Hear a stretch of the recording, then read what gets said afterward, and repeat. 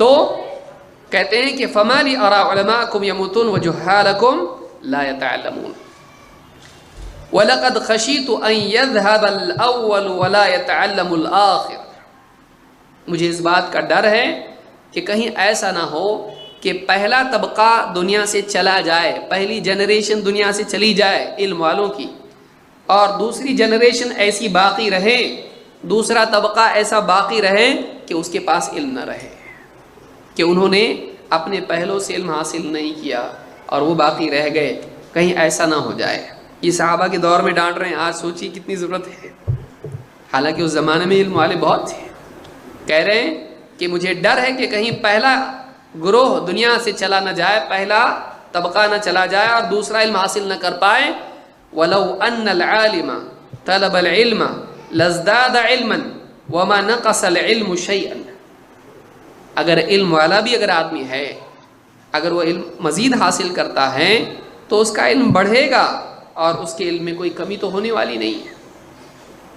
یہ اس آدمی کی طرف اشارہ ہے جس کے پاس علم ہے اور وہ علمی مجالس میں نہیں آتا ہے، کہتا ہے میں سب معلوم ہے مجھ کو، یہ تم لوگ بچے لوگ ہیں، تم لوگ سیکھو، میں سب پڑھ چکا۔ بعض اوقات یہ خود علم کے نہ ہونے کی دلیل ہوتا ہے۔ کہہ رہے ہیں کہ وَلَوْ أَنَّ الْعَالِمَ طَلَبَ الْعِلْمِ، اگر ایک عالم ہے وہ علم حاصل کرے، علم کی طلب میں لگے، اس کا علم بڑھے گا، گھٹے گا تو نہیں نا۔ کہ کوئی عالم کہے اب میرا علم کیا ہو گیا، بہت علم میرے پاس ہے، اب اگر میں نے پڑھا تو میرا علم چلا جائے گا، ایسا ہوتا کبھی نہیں۔ علم کی کوئی انتہا نہیں ہے، علم کی کوئی انتہا نہیں ہے۔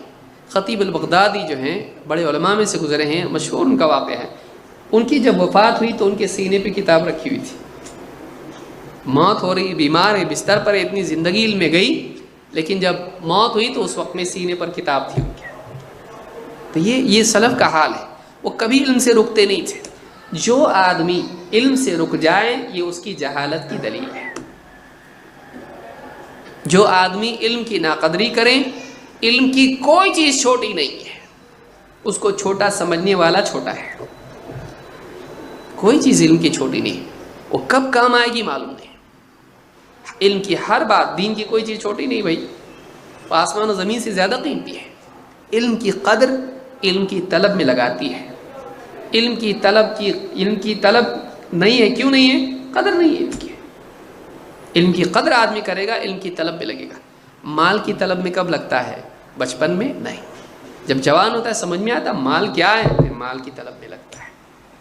لہٰذا جس چیز کی قدر ہوتی ہے اس چیز کی طلب میں انسان کوشش کرتا ہے، جس چیز کی طلب نہیں ہوتی کوشش نہیں کرتا ہے۔ تو کہتے ہیں وَلَوْ أَنَّ الْجَاهِلَ طَلَبَ الْعِلْمَ لَوَجَدَ الْعِلْمَ قَائِمًا، اور اگر جاہل علم حاصل کرنے کی کوشش کرے وہ علم کو موجود پائے گا، علم کو کھڑا پائے گا، وہ تیرے لیے ویٹ کر رہا ہے، تو جا، وہ ہے تیرے لیے، کہیں بھاگا نہیں، جا اس سے لے علم ہے۔ فَمَا لِي أَرَاكُمْ شِبَاعًا مِّنَ الطَّعَامِ، یہ ہم لوگوں کے بارے میں ہے۔ فَمَا لِي أَرَاكُمْ شِبَاعًا مِّنَ الطَّعَامِ جِيَاعًا مِّنَ الْعِلْمِ، کیا حال ہے کہ میں تمہیں دیکھتا ہوں تمہارے پیٹ بھرے ہوئے ہیں اور تم علم سے خالی ہو۔ شباع من الطعام، تم کھانے کے بھوکے ہو، اور یعنی کھانے کے اعتبار سے تم کھا پی کے سیر ہو، شباع۔ جیاع من العلم، اور علم کے اعتبار سے تم ایک دم بھوکے ہو، یعنی تم کھانے پینے میں ایک دم پکے ہو، اور کھانے پینے کے اعتبار سے تمہارے اندر حرکت بھی ہے، اور تمہارے پاس خوب کھانے پینے کا معاملہ ہے، لیکن علم میں تم ایک دم بھوکے ہو، تمہارے پاس علم ہی نہیں ہے۔ تو یہ حال تمہارا ہونا نہیں چاہیے۔ علم اتنا انسان حاصل کر لے کہ واقعی اس کی زندگی میں گمراہی نہ شامل ہو سکے۔ لہٰذا یہ جامع بیان العلم میں ابن عبد البر نے اس کو روایت کیا، اس سے معلوم ہوتا ہے کہ صحابہ لوگوں کو ڈانٹتے تھے اور کہتے تھے تم کیا حال ہے، کھانے پینے میں لگے اور علم میں نہیں رکھتے؟ کیا حال ہے تمہارا، علماء دنیا سے جا رہے ہیں اور تم علم حاصل نہیں کرتے؟ کیا حال ہے تمہارا، تم اپنے علم پر قناعت کیے ہوئے کہ مجھ کو معلوم ہے اگر علم حاصل کرو گے بڑھے گا، علم گھٹے گا تھوڑی؟ کیا حال ہے جاہلوں کا، بیٹھے ہوئے اور علم حاصل نہیں کرتے؟ علم موجود ہے، لے لو۔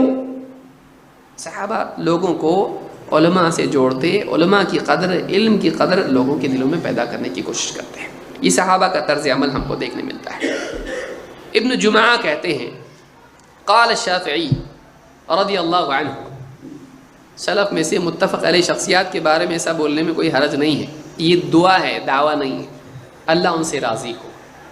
ہم کسی کے بھی بارے میں بول سکتے ہیں اللہ تعالیٰ اس سے رضی اللہ عنہم ورضوا عنہ، سب کے لیے اللہ نے کہا ہے جو صحابہ کے نقش قدم پر چلیں، لیکن یہ ہماری طرف سے دعویٰ نہیں ہوتا ہے، کیا ہوتا ہے؟ دعا ہوتی ہے۔ امام شافعی رحمۃ اللہ علیہ فرماتے ہیں من تفقہ من بطون الکتب ضیع الاحکام۔ اب ذرا ایک یہ چیز بھی سیکھ لیں، بعد تو کہتے ہیں بھائی ہم علم حاصل کرتے ہیں لیکن علماء ہی کے پاس جانا ضروری ہے کیا؟ دروس میں آنا ہی ضروری ہے کیا؟ ہم کتابوں سے حاصل کر لیتے ہیں، ہم انٹرنیٹ سے حاصل کر لیتے ہیں، تو ہمارے پاس علم کے وسائل ہیں، ہم اس سے لے لیتے ہیں، علماء سے جڑنا ہمارے لیے ضروری نہیں ہے۔ دوا ہی کا معاملہ ہے نا، ڈاکٹر کے پاس جانا کیا ضروری ہے؟ ہم میڈیکل سے خود ہی اپنی دوا لے لیتے ہیں، حالانکہ ایسا نہیں کرتا ہے آدمی، لیکن دین کے معاملے میں کرتا ہے، اسی لیے کہاں پہنچتا ہے؟ جہنم کے دواخانے میں، گمراہی کے دواخانے میں۔